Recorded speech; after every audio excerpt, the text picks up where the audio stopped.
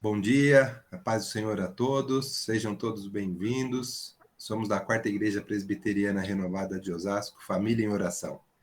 Estamos fazendo aqui o estudo sobre Coríntios, né? A primeira carta de Paulo aos Coríntios. Eu vou pedir aqui para a Rosi fazer uma oração para a gente dar início aqui aos nossos estudos, tá bom? Rosi? Amém. A paz do Senhor a todos. Vamos orar para que Deus possa estar iluminando dando luz ao nosso entendimento, né? Para a gente entender o que Ele quer falar para nós, né? Ilumine, que você que já falou o coração do Marcelino, do Edgar, que Ele possa falar o nosso coração também, amém? Senhor meu Deus, eu quero te louvar, Pai, te agradecer por mais essa manhã, por mais esse tempo, Senhor Deus, de aprendizado que o Senhor está nos dando aqui. Agradecer porque nós temos a oportunidade, Pai amado, de ouvir, de entender, ouvir a Tua palavra, ler a Tua palavra, de ouvir o ensinamento da Tua palavra. Senhor, que nada venha se perder daquilo que o Senhor quer falar para nós, Senhor. Senhor, dá luz ao nosso entendimento, Senhor, abra, Senhor Deus, a nosso coração e a nossa mente para a gente entender aquilo que o Senhor quer falar, Pai, aos nossos corações. Senhor, todas as pessoas que estão ouvindo, que vão ouvir ainda, Senhor Deus, essa escola bíblica, Pai, que possa realmente, Pai, receber, que caia em solo fértil, Pai, essa semente que vai ser plantada, Senhor. Em nome do Senhor Jesus, Pai, venha abençoar a todos. Abençoa, Senhor Deus, o Marcelino Edgar, que vai falar, e abençoa a todos que vão ouvir também, Senhor. Dá amanhã, Senhor Deus, um domingo abençoado a todos, em nome do Senhor Jesus. Amém. Amém. Amém, amém. Obrigado, Rosi. Então, vamos aqui dar sequência aqui ao nosso estudo. A gente está falando aqui da primeira carta de Paulo aos Coríntios, né? Da nossa estante aqui é a segunda carta dele, né? Aqui na Bíblia. E a gente também falou, né, que essa carta ela tem uma abordagem, né, dirigida aos problemas da igreja de Coríntios. A gente já falou sobre isso, né? E aí cada problema a gente está estudando aqui. O primeiro problema que ele se refere é a divisão, né, na igreja em grupos, né? E a gente está tratando esse assunto aqui, né? Deus do capítulo 1 até o capítulo 4, né? E a gente está aqui, né, nesse assunto aqui, divisão da igreja. A gente já tratou aqui vários capítulos, a gente já está no capítulo 4. Então, no capítulo 1, a gente viu aqui, Paulo falou sobre a necessidade da unidade na igreja, de pensamento, né, todos estarem alinhados. Então, no capítulo 1, ele lembra qual é o nosso propósito, né? Qual é a nossa vocação, né? Ele lembra qual que é a nossa vocação no primeiro capítulo, que a gente tem que ser santo, a gente tem que estar unidos em Jesus e a gente tem que glorificar a Deus. Então, isso ele explicou no primeiro capítulo. E no segundo, ele falou qual é o foco, né? O foco é o evangelho. E ele falou, e como que eu prego o evangelho? Ele falou, como é que eu faço, né? Ele falou da sabedoria, que não é a sabedoria do homem, e sim a verdadeira sabedoria, que é a do Espírito Santo, que conduz a gente na hora do envio do Evangelho. Então, ele focou isso no capítulo 2, a questão do Evangelho. No capítulo 3, ele focou a igreja. Ele falou assim, nós estamos... Né, essa divisão demonstra uma baixa espiritualidade, uma baixa maturidade da igreja, porque está focando em homens. E precisa focar na questão espiritual, né? Não é a sabedoria humana que conta aqui. Então, no capítulo 3, falou da igreja. No capítulo 4, agora, ele vai falar do obreiro, né? Das responsabilidades do obreiro. E é isso que a gente começou a falar no domingo passado. No domingo passado, a gente entrou no capítulo 4, e tem 3 bloquinhos aqui no capítulo 4, e a gente viu o primeiro, quando ele falou das responsabilidades, né, dos obreiros, dos pregadores, enfim, de todos que levam o evangelho, né? E a gente também vai falar no segundo bloquinho vamos ver uma reprovação aqui que ele vai ensinar a gente, e depois ele vai falar como pai, e a gente vai ler e vai conversar sobre isso. No primeiro bloquinho aqui, no domingo passado, a gente falou sobre isso, né? Sobre os pregadores. A gente falou sobre ministro e sobre dispenseiro, né? A gente falou que ministro é um servo, apesar de ele exercer uma liderança na igreja, ele está conduzindo coisas dentro da igreja, ministro é um servo. ele tem que ser um servo de Jesus, né? Então, o propósito da liderança ou de quem está trabalhando na igreja sempre tem que ter focado que é servo de Cristo. E isso a gente conversou domingo passado. A gente falou do dispenseiro, que o dispenseiro é aquele que distribui o alimento. Mas quem provê o alimento é o nosso Senhor. É Deus que provê, é a palavra, né? O dispenseiro só distribui, ele tem que distribuir só, de acordo com cada um também, né? A gente falou sobre maturidade, como você leva uma palavra para uma criança, como você leva para uma pessoa mais madura, como você leva para uma pessoa que entende mais, outra que entende menos. A gente tem que ter essa sabedoria para ser o dispenseiro, mas nunca mudar o alimento, né? A gente falou que se espera aqui do dispenseiro é fidelidade. Fidelidade na palavra. A gente viu isso domingo passado. Ele também falou sobre julgamento, né? Ele falou que dos 3 tipos de julgamento, tem o julgamento do homem, né? Tem o julgamento da consciência e o julgamento do Senhor, que é o que importa. A gente falou sobre isso também, né? O julgamento do Senhor é o que importa. Ele é que vai manifestar os desígnios dos corações. Ele falou aqui, ele não vai trazer só as coisas ruins à luz, não. Ele vai também manifestar os desígnios dos corações. A justiça divina é a que conta aqui, né? E aí a gente encerrou isso no domingo passado, quando ele falou sobre essa questão, né? A gente comentou no domingo passado, e a gente entrou aqui no segundo bloquinho dele, que é essa reprovação que ele vem ensinar aqui. Nesse bloquinho tem os ensinamentos muito importantes para nós na igreja. Então Paulo vem explicar umas coisas interessantes aqui. Então vamos ler esse segundo bloquinho aqui, que vai do versículo 6 vai até o 13. Né? Eu vou ler aqui e aí a gente vai explicar, vai comentar sobre isso. Então vamos ler aqui do 6 até o 13. Estas coisas, irmãos, apliquei-as figuradamente a mim mesmo e a Apolo, por vossa causa, para que por nosso exemplo aprendais isto: não ultrapasseis o que está escrito, a fim de que ninguém ensoberbeça a favor de um em detrimento de outro. Pois quem é que faz sobressair?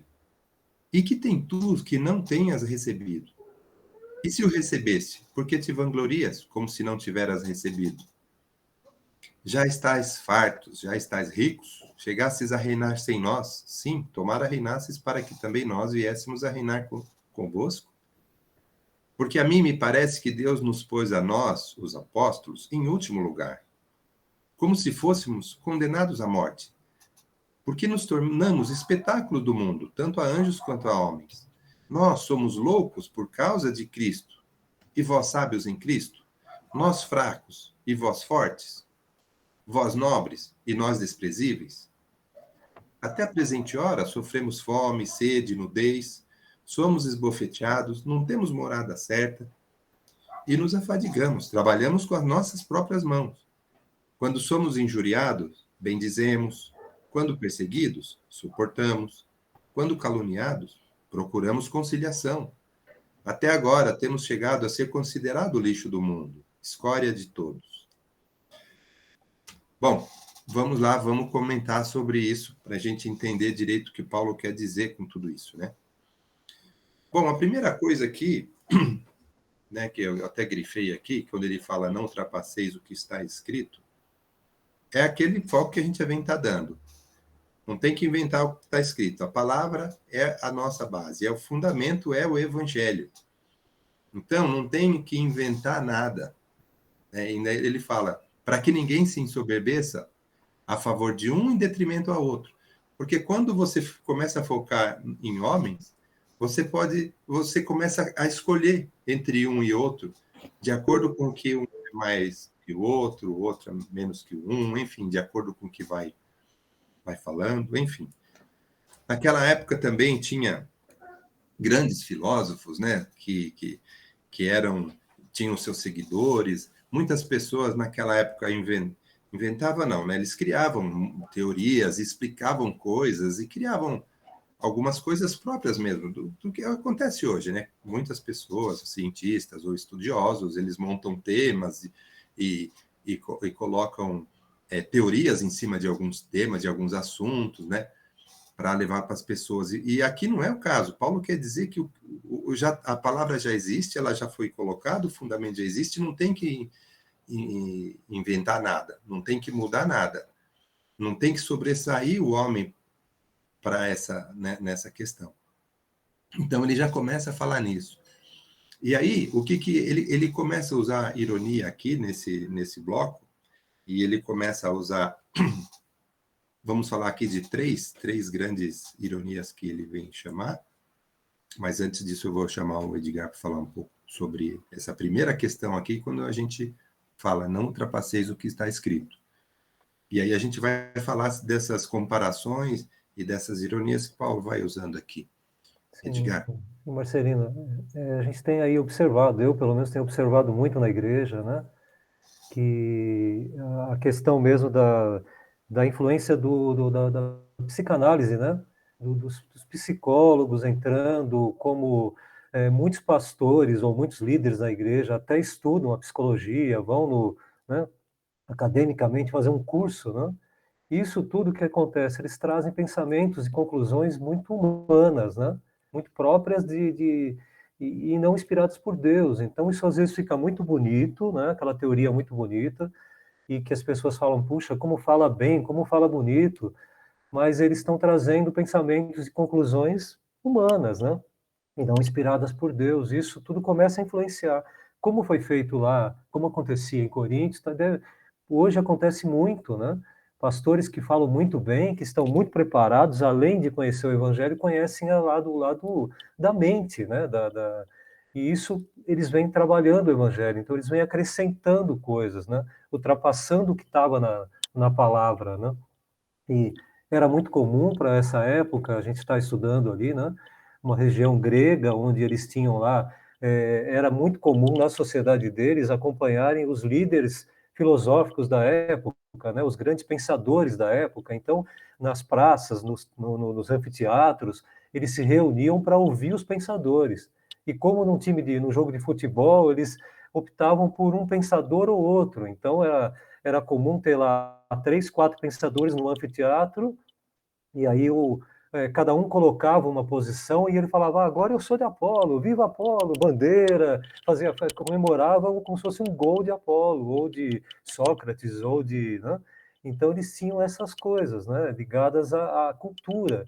E quando surgiram os líderes da igreja, eles começaram também a introduzir pensamentos filosóficos na igreja.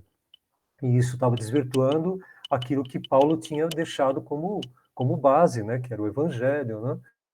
E hoje, a gente vê isso na igreja, né, muitos pastores aí mudando um pouquinho o sentido original da coisa, né? Então, eu acho que assim, o que Paulo vem alertar para aquele povo daquela época, e com esse texto alertando para a gente também, né? Prestar atenção no que está sendo feito com o evangelho, né? Se ele não está sendo deformado, né? E está sendo mudado. É bem interessante. É muito útil para os dias de hoje, né? Esse alerta dele, né?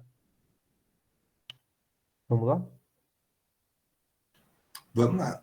E aí, na sequência, aí no versículo 7, né, ele fala assim sobre sobressair, né? Porque o que acontece? Ele está falando da soberba, porque o saber, ele ensoberbece as pessoas. E ele está querendo quebrar isso, né? Porque as pessoas estão focando nisso, você acaba direcionando no homem. E aí ele coloca aqui sobre essa questão do sobressair aqui no versículo 7. Ele fala, mas quem é que faz você sobressair, né? O que você tem que você não recebeu? Quer dizer assim, o que você tem que não veio de Deus? E se você recebeu algo para se gloriar, né? Como você vai se gloriar se você, como se não tivesse recebido? Como assim? Ele está querendo dizer assim, ó, como se fosse seu mérito. E não é seu mérito. Se você tem uma habilidade, isso serve para todos nós. Se nós temos uma habilidade, nós temos um dom, a gente recebeu isso de Deus. Não é a gente que construiu, eu sou bom porque eu me fiz bom. Não é isso. Então, Paulo está falando assim, se você sobressai, o que você tem que você não recebeu isso de Deus? Então, como é que você vai se vangloriar? Não. Como se não fosse recebido, como se você tivesse, né? Aí, na sequência, no versículo 8, ele vem fazer os contrastes. Paulo usa aqui 4 contrastes, né? Que eu queria chamar a atenção. Mas antes, essa questão de sobressair, é isso que ele fala. Se a gente tem nossas aptidões, né? Algum mérito, veio de Deus. Isso é foco, isso a gente já falou na aula passada, né? A gente tem que gloriar a Deus, porque tudo vem de Deus. E a gente vê isso, que nem eu também comentei, né? Que eu vejo muito isso aqui na nossa igreja, as pessoas da nossa igreja, o pastor todos sempre focando nisso. Glória ao nosso Deus. Tudo que a gente tem vem de Deus. E isso é muito importante. Isso é muito bom. E aí ele deixa isso claro. Então ele fala, vamos esquecer isso. E aí ele fala assim, ele faz aqui 4 contrastes, né? Que eu vou falar. E quando ele fala nós e vós aqui, ele fala nós os apóstolos, né? Que somos humildes, não somos pessoas importantes, nós aqui que levamos a palavra, a gente não é nenhuma figura ilustre, nem nada. Então ele vem colocar aqui, ele fala 4 coisas, ele fala sobre reis e prisioneiros e reis e mendigos, ele fala sobre sábios e loucos, ele fala sobre fracos e fortes, e no final aqui sobre honrados e desprezados. Então ele usa esse contraste, essa ironia, dizendo assim, né, o vós e o nós aqui que ele fala, os ensoberbecidos são vós, né, e nós, os apóstolos, não somos assim. Aí ele já fala assim, ó, parece que Deus pôs a nós, os apóstolos, ó o versículo 9, em último lugar. Então ele começa a falar assim, vós são fartos? Já sois ricos? Já estão reinando? Né? Quem dera pudéssemos reinar convosco, né? Me parece que Deus colocou a nós em último lugar, como espetáculo ao mundo. Aqui, quando ele fala em último lugar, ele fala de espetáculo, né? Era comum os reis que venciam batalhas, pegavam os prisioneiros ou as pessoas que estavam condenadas à morte, como ele fala aqui, como se fôssemos condenados à morte, né? Eram submetidos a espetáculos, né? Quando os reis traziam aqueles vencidos, já pela batalha, o cara já estava bem cansado, ainda tinha que enfrentar as feras lá na arena, né? Eles acabavam lutando com as feras, feito um espetáculo, né? Então ele falou, então nos parece que nós somos em último lugar. Ele quer dizer o seguinte, a gente não é o bambambam, o cara que está lá no top, o rei. É como se a gente fosse condenado à morte, né? Mas aí ele começa a explicar, né? Nós somos dados como loucos, mas é em Cristo, loucos pelo mundo. E vós sábios? Sois sábios em Cristo? Nós somos fracos, vós somos fortes? Vós nobres, nós desprezíveis? Né? Então, ele faz essa comparação. Ele quer dizer, nós, os apóstolos, nós que estamos com a incumbência de levar o evangelho, a gente vai sofrer, nós somos humildes, nós não somos assim essas pessoas ilustres, importantes, que tem que se destacar numa igreja. Não é isso. É isso que ele está colocando aqui. Ele faz essas 4 comparações. Vós sois fortes, nós, os apóstolos, somos fracos. Vós sois nobres, nós somos desprezíveis. Né? Então ele fala assim, quando nós somos injuriados, a gente bendiz. Quando a gente é perseguido, a gente suporta. Quando a gente é caluniado, né, a gente procura a conciliação. Então, ele está colocando aqui essas comparações, ele está fazendo esses contrastes, usando essa palavra, essa ironia, justamente para explicar para a gente que não é assim. Ele está quebrando essa questão de importância humana e focando a importância em Cristo. Então, se somos loucos em Cristo, somos loucos ao mundo, né? Então, ele vem fazer esse contraste para quebrar isso, falando, não é assim, gente, não é assim. Então, nós somos humildes, e vocês sabem como é que nós somos, e ele faz essas comparações. O Edgar? Sim, é interessante que a gente vai acompanhando os textos e vai vendo o quanto isso é próprio da época, mas também pode ser aplicado hoje, né? os costumes da época, entender o que é um espetáculo, o que era um espetáculo naquela época, né? O espetáculo para eles era a morte mesmo daqueles que eram os escravos que cometiam algum erro, alguém que estava... Então eles eram jogados lá para os leões e tudo mais, isso era um espetáculo, né? Ele compara... Hoje o que é o espetáculo para a gente? É um teatro, é um show, né? Uma música, né? Não é um sacrifício, né? Mas para aquela época, sim, era um espetáculo como comparando como nós hoje seríamos flagelados ou deixados de lado quando nos colocamos numa posição de cristãos que, olha, isso eu não vou fazer. E por isso, às vezes, você perde um emprego, por esse posicionamento, às vezes, você não ganha um prêmio, por esse posicionamento, às vezes, você não é reconhecido, né, pelo mundo secular. Então, esse é o espetáculo que ele compara hoje. Possivelmente, muitas pessoas têm projeção e ganham muito dinheiro, e vão à frente, e ganham grandes cargos, e chegam a grandes cargos no governo, e grandes cargos nas empresas, mediante as falcatruas, as coisas erradas, sabe? Então, ele fala, nós não vamos cair nessa, nós vamos ser flagelados, nós vamos perder os empregos, nós vamos, às vezes, até ser punidos pelo mundo, mas nós sabemos a quem servimos e sabemos o que devemos fazer. Então, esse é um posicionamento de que mesmo, né, sofrendo com tudo isso, nós permaneçamos fiéis, né? Vamos permanecer fiéis àquilo que nós estamos professando como a nossa fé, né? Não cometer alguns erros para agradar o mundo, né? E sim para que você não cometa esses erros para agradar a Deus. Então você segue em frente e se chamar de loucos por vezes, né? Por essa causa, né? Como você não faz tal coisa? Se você não fizer, se você fizer isso, você vai ganhar milhões. Não vou fazer, né? Então é um posicionamento. Ele vem contando ali, né? Ele vem contando o quanto naquela sociedade as pessoas, para não serem mortas lá no meio dos leões, lá eles se vendiam ao governo, faziam aquilo que os imperadores queriam na época, né?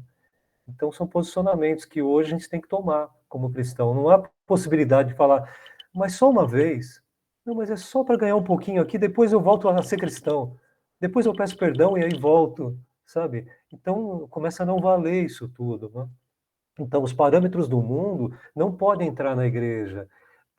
A gente começar a ver um irmãozinho que está ganhando muito dinheiro, não que ele não possa ganhar dinheiro, mas que isso seja aquilo que mostra a prosperidade dele.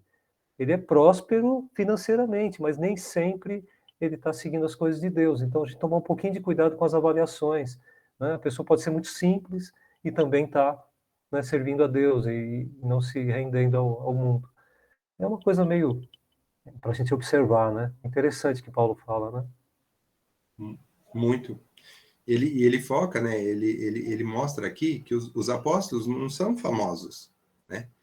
Então ele está tirando essa soberba que, inclusive, né? A gente sabe, né? Quando o apóstolo Paulo fala para a gente que ele se gloria na fraqueza, né? Porque é na fraqueza que Jesus se manifesta, é na fraqueza que a gente vê o poder do Espírito Santo agindo, enfim. Então a gente tem que se gloriar na fraqueza. Então ele fala que essa soberba não pode existir, né? Porque os apóstolos não são pessoas assim de destaque, vamos dizer assim, como ele está falando, né, sobre essa questão da soberba, né? Bom, isso daí para a gente, né, é um ensinamento muito importante, né? Conforme o próprio Edgar aqui também comentou. E aí, falando, né, depois que Paulo dá essa explicação, né, que ficou claro aqui para a gente, né, por que ele escreveu esses contrastes, mas é para a gente entender essa questão da humildade do apóstolo, né?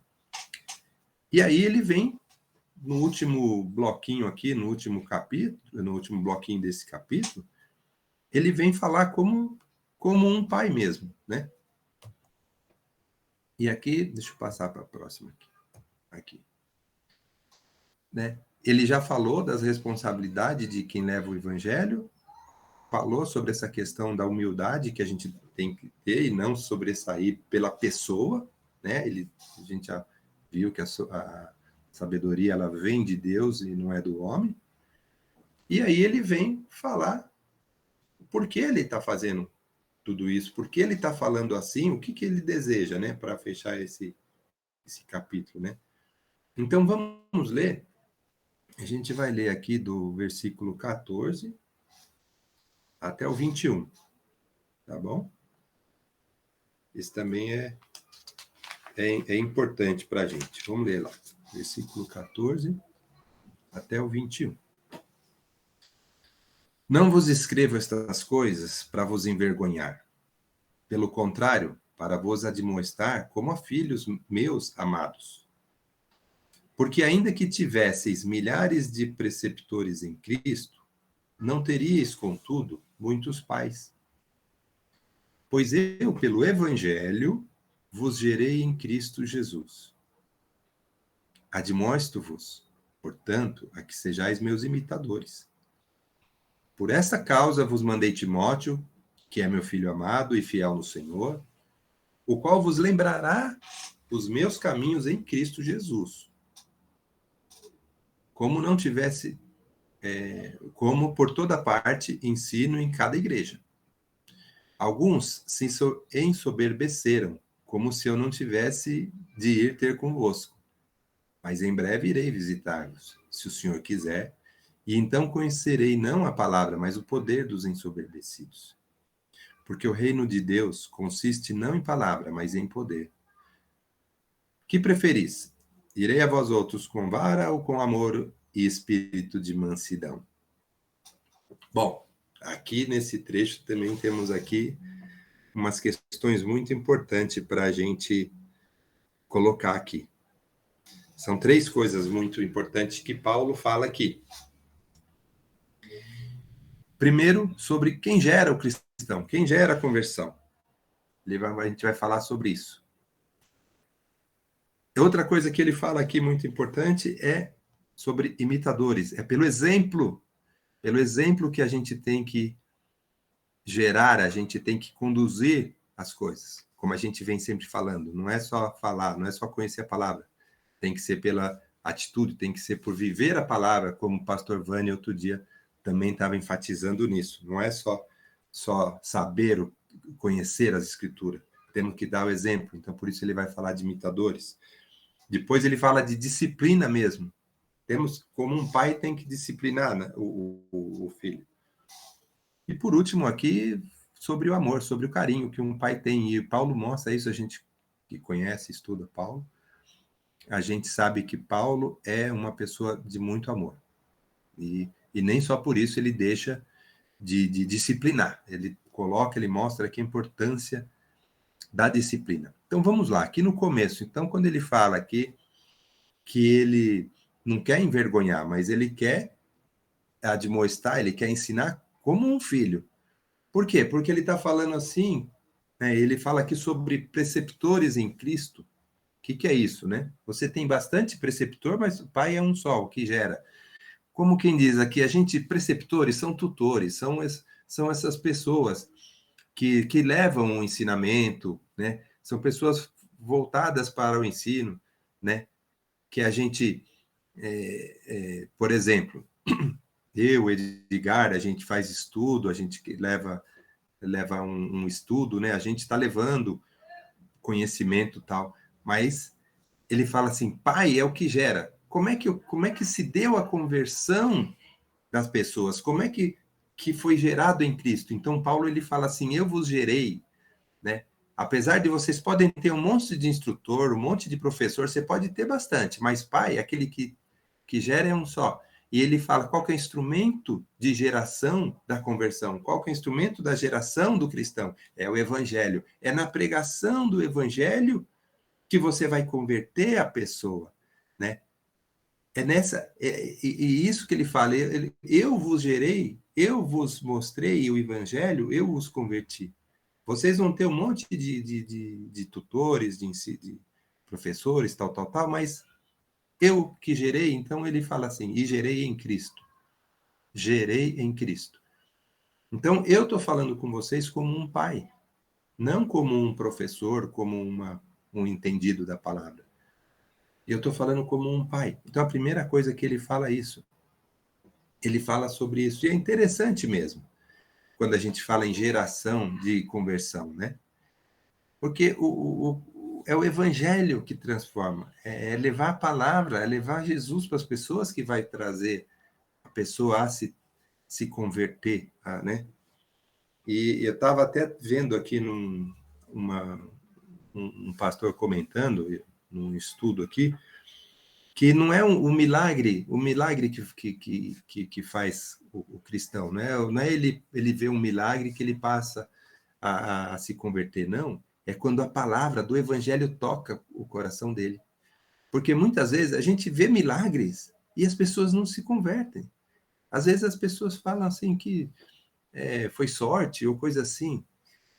Ou mesmo ela vê um milagre, mas ela não se converte.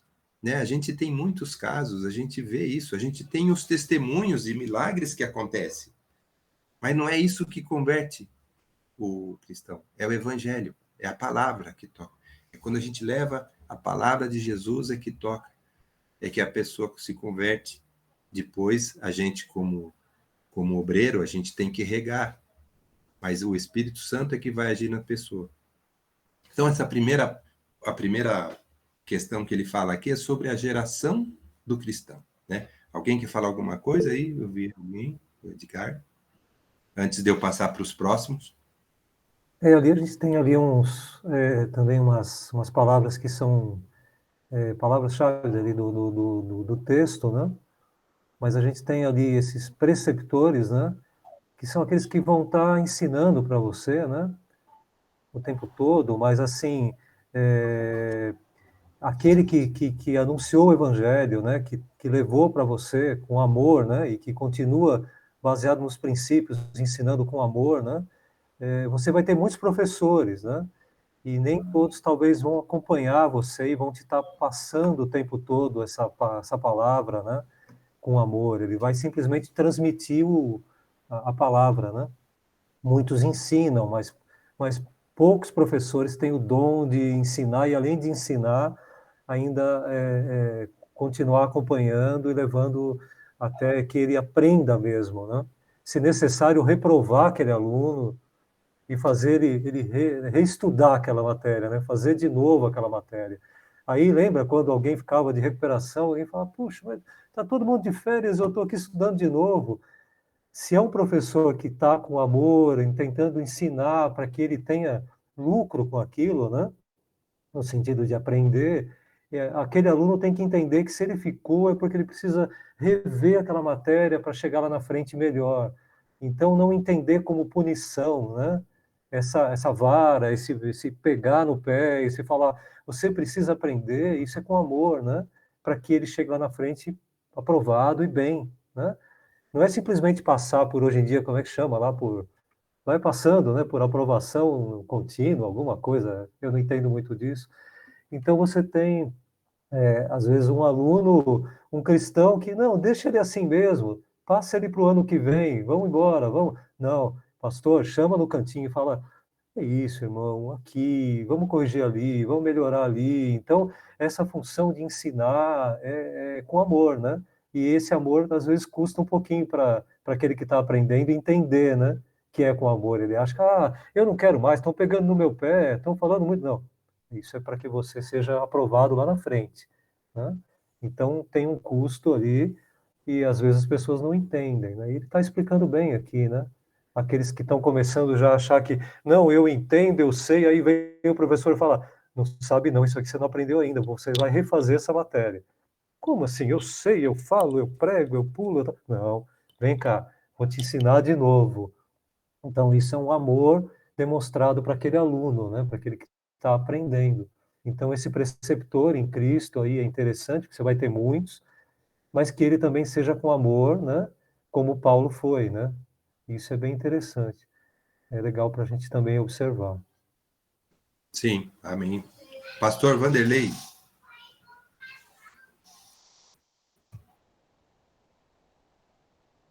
O microfone está mudo. O versículo 15 e o versículo 20, o 20 dá a resposta. Por que ele fala muitos pais? Então, aqui no 15 ele fala, muitos pais, olha só, pois eu, pelo Evangelho. Então, aqui, a gente, como pastor, a gente fica preocupado, porque existe muito pais aqui, pode ser colocado como ensinamento, né? Muitos te ensinam, né? Coisas que não é segundo o Evangelho. E agora, aqui no final, no 20, ele fala sobre, consiste não em palavras. Então, o 15 está ligado ao 20. Então, que muitos pais falam, ou professores, ou aqueles que estão ensinando, né? Fala muita coisa, mas não consiste em poder na palavra. Fala de si mesmo, de si mesmo. E Paulo fala, olha, eu estou falando segundo o Evangelho e com poder. Então, aqui está a diferença. Então, a preocupação da gente, que eu sempre falo aqui, né, de pessoas que começam a visitar muitos lugares, né, e começam a ter alguns ensinamentos, alguns são bênçãos, lógico, né, mas alguns já não são. Então, são outros pais que não estão ensinando segundo a palavra de Deus. Eu ouvi de alguém, né, de uma pessoa, de uma igreja muito abençoada aí, que eu conheço muito o pastor de lá, está mudando totalmente o ensinamento. Eu fiquei horrorizado. Como que pode alguém mudar tanto o ensinamento? Aquilo que ele falou no passado não está tendo mais poder no presente. Ele mudou. Então, isso aí traz uma preocupação para nós. Então, Paulo aqui está dizendo o quê?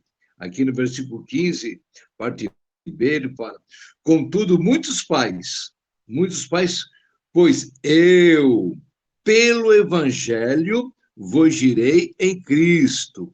E aqui no 20 fala, porque o reino de Deus, olha só, consiste não em palavra, em sabedoria do homem, mas no poder. Olha que ensinamento aqui para nós, né? Então, que realmente, como o Edgar também comentou alguma coisa, às vezes a pessoa tem tanta sabedoria, tentando falar, mas falta alguma coisa. Às vezes é uma pessoa assim mais simples, né? E quando ele fala, existe um poder na palavra, né? Um poder que você fica, que coisa maravilhosa. Então, isso aqui é uma exortação para nós. Tomamos cuidado, né?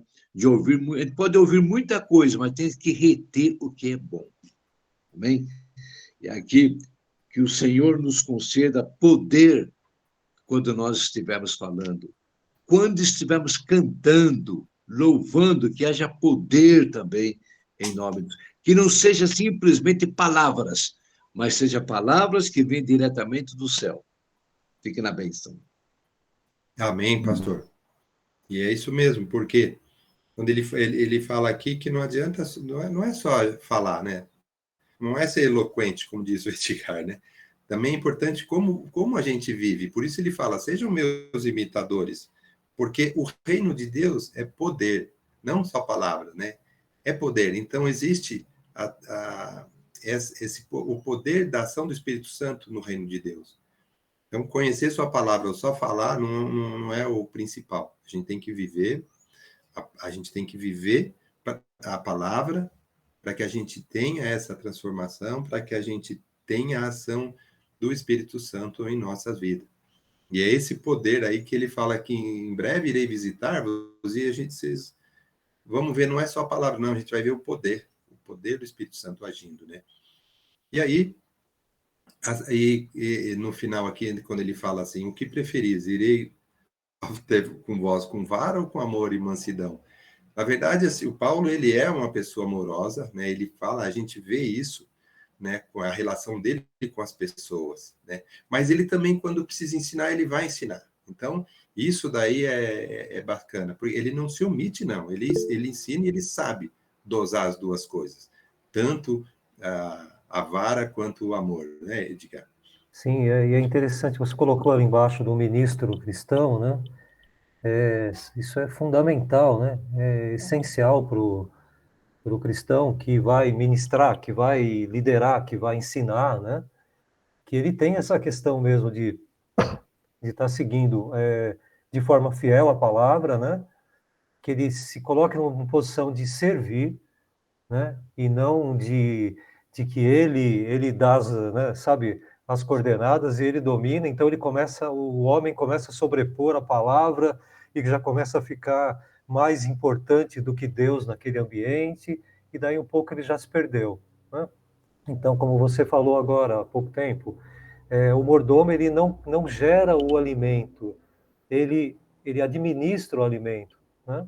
Ele cuida do alimento, mas o alimento vem de Deus. Então, assim, que ele não seja eu sou o provedor do alimento. Não, o provedor é Deus, ele é simplesmente o que serve esse alimento, né?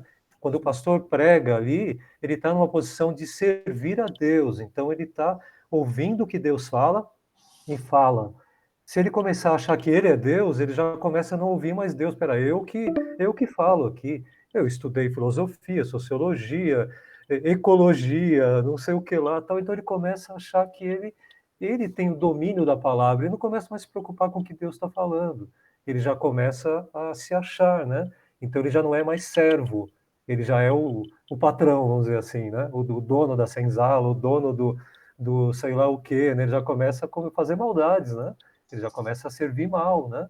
Então, aí você tem o apóstolo, né? De uma forma humilde, né? Ele vai se apresentar ao mundo de uma forma bem humilde. Então, quando você pega a origem da palavra apóstolo, o apo, né? De como se fosse ir à frente, ir à frente, né? Apo, à frente, e stelis, que completa a palavra, aposteris seria de como enviar, então enviar à frente. Então ele envia essa palavra à frente, ele é um agente para levar a palavra, né? Ele tem uma missão, ele é um comissionado, ele tem uma missão de levar a palavra, ele tem que estar ciente de que a vida dele vive na função de levar essa palavra, ele tem que ter esse apostolado como missão, né? E não simplesmente como cargo, né? Agora eu sou apóstolo, pronto, agora sirvam-me. Não. E o pior é que está assim na igreja, né? Alguns se posicionam como apóstolo. Agora eu sou bispo, apóstolo, eu sou, né? Então agora vocês vão me servir. Não, né? Ele tem essa função já comissionada de levar, né? E esse pai com ternura que a gente estava falando ali também. Ele tem que ser alguém que você possa imitar com alegria. Puxa, eu estou imitando a Cristo porque ele, né? Ele está representando esse que me aconselha com amor o tempo todo, né? Você aconselha com amor o tempo todo? Você é digno de ser imitado por alguém na igreja? Será que você é? Eu às vezes penso, às vezes eu tenho vontade de sair correndo, porque ninguém pode me imitar, não, que senão, né, eu vou ser um mau exemplo. Então eu tento me corrigir, né, o tempo todo, mas não é fácil, né? Será que alguém vai poder te imitar? Né? Você já pensou nisso? Se alguém te imitar, será que vai ser uma coisa boa, né? Então, o Paulo tinha certeza de que sim, porque ele tava se esforçando para ser, né, um imitador de Cristo, e por isso podíamos imitá-lo, né? Mas será que você, que está ouvindo, eu sou uma boa referência para ser imitado, né? Será? Então a gente precisa se posicionar um pouco, né? No sentido de estar preparado a ser imitado mesmo, né? Eu estou aqui, façam o que eu faço, porque realmente é aquilo que Cristo quer para a igreja, né? Então não é fácil, né? Com todos os erros que a gente tem, né? É legal, esses 3 ali de ministros são bem interessantes que você colocou. Sim. Porque é um resumo, né, do capítulo 4, e ele deixa no final assim uma grande questão para a gente ficar pensando quando ele fala de pai, né? Que o pai ele tem que ter amor, mas ele também tem que saber corrigir, não? E é um modelo a ser seguido. Quer dizer, a responsabilidade de um pai, né? Ele fala, o pai é o que gera, o que transforma, né? E ele precisa ser sim um modelo a ser seguido. Mas aí, conforme ele sempre foca, a gente tem que imitar, e você falou agora, né? Temos que imitar Cristo, para que a gente seja um modelo a ser imitado pelas pessoas, né? Então, com isso, a gente fecha aqui o capítulo 4 e, consequentemente, o tema, né? O tema do... Deixa eu ver aqui. O primeiro tema, né? Deixa eu ver aqui. O primeiro tema que tratou a divisão na igreja, né? Essa questão de homens sendo líderes, né? Sendo destaque na igreja, e formando bloquinhos, panelinhas, e isso ele veio explicar muito bem sobre isso. Então, do capítulo 1 ao 4, a gente está encerrando hoje. No próximo domingo a gente vai começar o capítulo 5, nós vamos falar de moralidade. Seria bom que todos lessem, né? Para a gente trazer a dúvida, trazer algumas coisas também domingo, né? Do tipo assim, eu li isso aqui e não entendi, né? E se durante as explicações minha e do Edgar não tivesse sido sanado, né? Lá ainda tem uma duvidazinha aqui, assim, lá. Então, no próximo domingo, vamos tratar sobre moralidade, que é um assunto muito interessante também, tá bom? E eu vou chamar agora o pastor Vanderlei, que falta aqui 4 minutos, né, pastor? Para a gente fazer a oração. Amém. Mas a Bíblia tem tanto ensinamento para nós, né? Que a gente muito. fica, meu Deus amado, se a gente seguir, vou falar a metade, nossa, pai, nós vamos ser a pessoa mais feliz do mundo, sabe? Então, e sobre pais, que falou aí, é coisa muito linda, né? E não vamos esquecer que hoje é ceia do Senhor, entrega dos dízimos, né? E tenho certeza que vai ser uma grande bênção. Pai amado, eu quero te louvar, quero te agradecer por este momento que nós estamos aprendendo da tua palavra. Volto a pedir, Pai, capacite o irmão Edgar, irmão Marcelino, e abra o nosso entendimento, o entendimento de todos aqueles que participam da escola, para entender, Pai amado, a tua palavra e especialmente ser realmente um verdadeiro pai para ensinar as pessoas que necessitam, Pai. Muito obrigado por tudo, Pai amado, que a tua bênção esteja sobre a nossa igreja, Pai. Opere sobre a nossa igreja, Pai amado, as pessoas que vão falar, que vão cantar, haja um poder sobrenatural na tua palavra, na tua voz. Muito obrigado por tudo. Eu oro e agradeço em nome do Senhor Jesus. Amém. Amém! Shalom Adonai! Shalom Adonai! A paz do Senhor! Fica na bênção! Paz do Senhor! Até mais tarde! Deus abençoe! Amém. Deus abençoe. Até mais tarde. Deus abençoe, pessoal. Deus abençoe a todos. Bom domingo. Obrigado. Para eu.